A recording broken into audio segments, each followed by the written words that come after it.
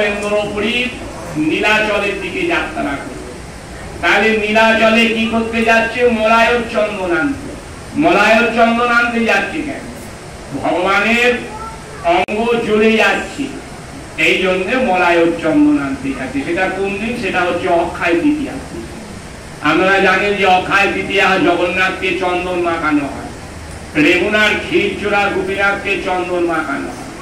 তাই এবার মনের কি পরিবর্তন? শান্তিপুরে এলেন, শান্তিপুরে আসবার পর অদ্বৈতকে বললেন বিবাহ করবে এবং এখানে তুমি রাধা প্রতিষ্ঠা করবে। মাধবেন্দ্রপুরী এইবার দক্ষিণে গেলেন। তাহলে দক্ষিণে যখন গেলেন মাধবেন্দ্রপুরী রেগুনাতে গেলেন। রেগুনাতে গিয়ে ঠিক সন্ধ্যাবেলা মাধবেন্দ্রপুরী গোপীনাথ দর্শন করছে। আর জগমোহন, যে আমাদের এই মন্দিরের চারিদিকে যে জায়গা আছে, এটাকে বলা হয় জগমোহন, বা আমি মন্দিরের পরিধিটাও বলতে পারেন জগমোহন। এই জগমোহনে মাধবেন্দ্রপুরী বাহু প্রসারিত করে কীর্তন করছে। কীর্তন করবার পর মাধবেন্দ্রপুরী হাত তলায় গিয়ে বিশ্রাম করছে। আর এদিকে মাধবেন্দ্রপুরী যখন ওই প্রসাদের ঘ্রাণটা নাসিকাতে পান করছে, 12খানা ভোগ লাগেছে। 12খানা অমৃত কেলি দিয়ে ভোগ দিয়েছে। 12টা মাটির পাত্রে অমৃত কেলি আছে, সেখানে কি দুধের হচ্ছে ক্ষীর, ওই ক্ষীর দিয়ে ভোগ লাগানো হয়েছে। মাধবেন্দ্রপুরী সেটা নাসিকাতে পান করছে। মাধবেন্দ্রপুরী মনে মনে ভাবছিল এই প্রসাদটা যদি আমি একটু পাই, তাহলে আমি বৃন্দাবনে গিয়ে আমার গোপালকে এই প্রসাদ নিজে হাতে তৈরি করে দিতাম। মাধবেন্দ্রপুরী ভাবছে আমার মনের মধ্যে এরকম হলো কেন? আমি তো অযাচিত। আমাকে কেউ যদি যেচে দেয় তবে আমি সেবা গ্রহণ করি, তা না হলে আমি সেবা গ্রহণ করি না। তাহলে আমার মনের মধ্যে এই সেবা জাগলো কেন? এই প্রসাদ যদি আমি একটু পাই, নিজে আস্বাদন করে আমি বৃন্দাবনে গিয়ে গোপালকে এই প্রসাদ নিজে হাতে তৈরি করব। এই বলে শ্রী বিষ্ণু বলে জীব কামড়ানো, জীবে কামড় দিলে। এই বলে মাধবেন্দ্রপুরী একটা হাত তলায় বসে সেখানে ভগবানের গুণ কীর্তন করছেন। এদিকে পূজারী পুজো শেষ করে আরতি করে এইবার যখন প্রসাদ বিতরণ করবে, দেখলেন যে একটা পাত্র কম। 12খানা যে অমৃত কেলি দিয়ে ভোগ দিয়েছে, একটা পাত্র কম। চারিদিকে খোঁজ করছে ঘরের মধ্যে, কোন জায়গায় হচ্ছে প্রসাদ পাচ্ছে না। যাই হোক, ওই 11টা প্রসাদ ভক্তদের বিতরণ করলেন। বিতরণ করবার পর পূজারী বাড়ি চলে গেলেন, গিয়ে ফিরলেন। গৃহে ফিরে রাত্রির বেলা সেবা আদি নিয়ে শয়নে আছে। শেষ রজনীতে স্বপ্ন দর্শন করছে। পূজারীকে ডাকছে, পূজারী ওঠো, দ্বার খোলো।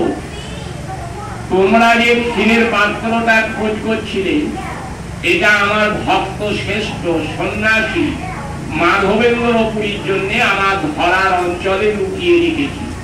মাধবেন্দ্রপুরী হাত তলায় আছে, তুমি মাধবেন্দ্রপুরীকে এই প্রসাদ দিয়ে এসো।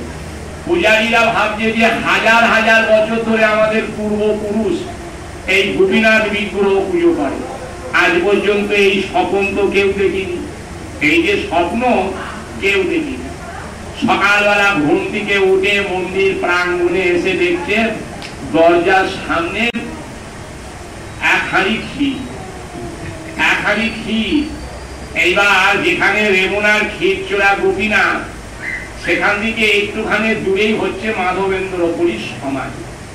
অনেক ভক্ত হচ্ছে পুরীতে যায়, কিন্তু দেখা যাচ্ছে এখানে রেমুনা, যেখানে ক্ষীরচোরা গোপীনাথ, ভক্ত শ্রেষ্ঠ বৈষ্ণবের চূড়ামণি হচ্ছেন মাধবেন্দ্রপুরী। অদ্বৈত আচার্য এবং হচ্ছে ঈশ্বরপুরীর যিনি গুরুদেব মাধবেন্দ্রপুরী, সেখানে কিন্তু ভক্তরা যায় না। আমি অনেক কবার গিয়েছি, আমার সাথে সব ভক্তরা যায়। বালেশ্বর স্টেশনে নেমে হচ্ছে যেতে হয় ক্ষীরচোরা গোপীনাথ, সেইখানে হচ্ছে মাধবেন্দ্রপুরীর সমাধি পরে যেটা। যাই হোক, মাধবেন্দ্রপুরী হরিনামের মালা জপ করছে। এইবার ভোরবেলা এই যে ব্রহ্ম মুহূর্তে, এখন আমরা ব্রহ্ম মুহূর্তে কি করছি? মঙ্গল আরতি দর্শন করছি, বাহু প্রসারিত করে প্রভাতী সুরে আমরা সবাই কীর্তন করছি। মাধবেন্দ্রপুরী ভগবানের নাম করছে।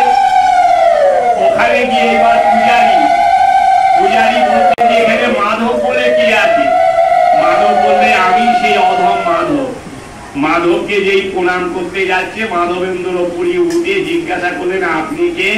বলল আমি রেমুনার মন্দিরের হচ্ছে আমি পূজারী। সঙ্গে সঙ্গে মাধবেন্দ্র পুরী তাকে আলিঙ্গন করলেন। মাধবেন্দ্র পুরী ভাবলেন যে সকাল হয়ে গেলে সব ভক্তরা আমার কাছে আসবে, আর হচ্ছে ওই মন্দিরে গিয়ে বিগ্রহ দর্শন করবে না, কেন একটা আশ্চর্যের ব্যাপার, ক্ষীর চুরি করেছে। তাহলে ভগবান ভক্তের জন্য কি না করে।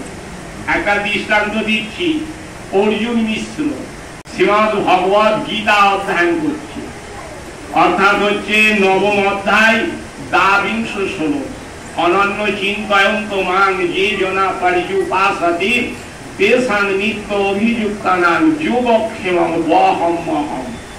বহম্মহম শব্দের অর্থ ভগবান ভক্তের জন্য বোঝা বহন করে, বোঝাটাকে বহন করে ভগবান।